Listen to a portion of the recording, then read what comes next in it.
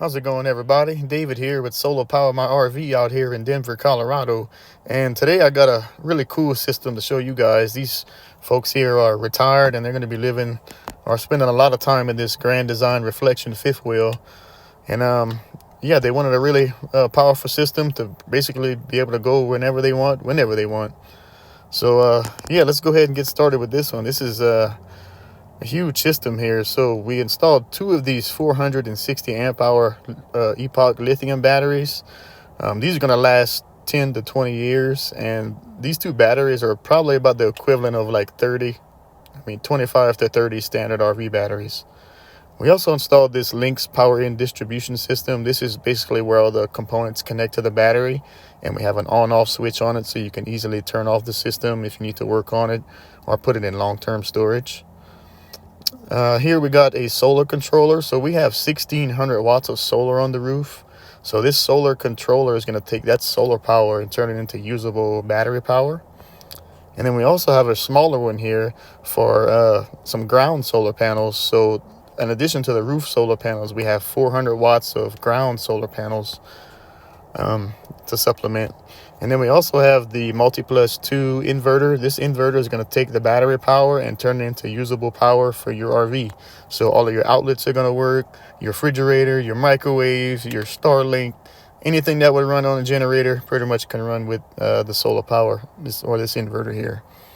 Another sweet upgrade we also put is the high power alternator charging. This is called the Orion XS.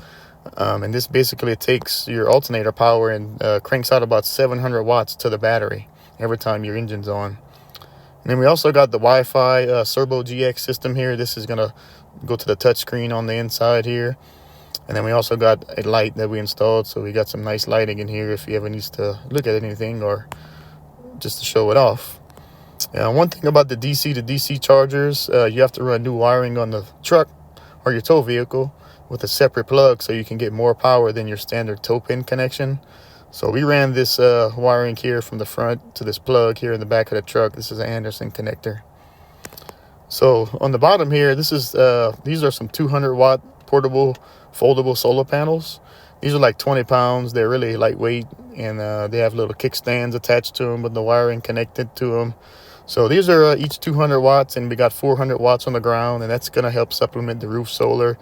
Like if he's going to Alaska or, you just in the shade or whatever, you just plug it in here to the side and you have some ground panels. Now, jumping on the roof to support those ground panels, we got 8 of these 200 watt solar panels for a total of 1600 watts. So we got 8 of these bad boys up here. And when you're living full time or spending a lot of time in these rigs and you have a battery bank the size as this one has, you want as much solar as you can fit up here, because you really don't know what kind of conditions you're going to be in.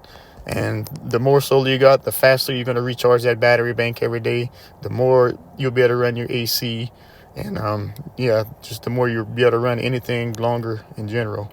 So you can't have enough solar panels.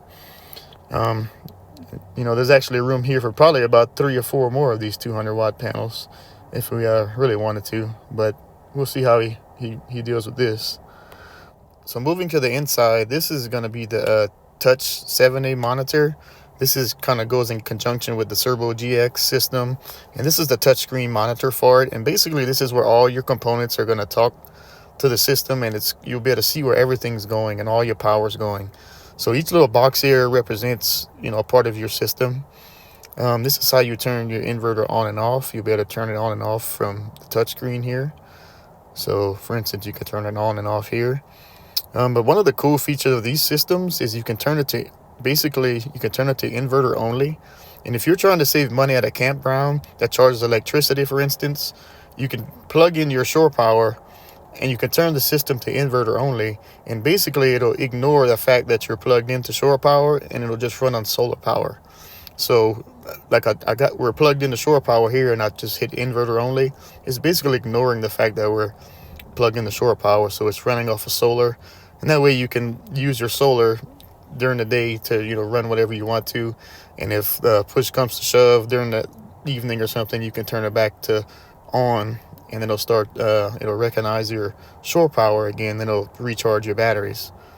And that way it'll save you some money on some campground fees, so you know you can still stay plugged in without having to get in and out the RV and plug it and unplug it. So I turned it back on here, and you can see now our shore power came back up and our inverter's up charging the batteries again. So if you're looking for a system like this for your RV, make sure to check us out at solopowermyrv.com. We're located in Denver, Colorado. We have 1 week turnaround times, and we only use the best and most reliable solar equipment out there.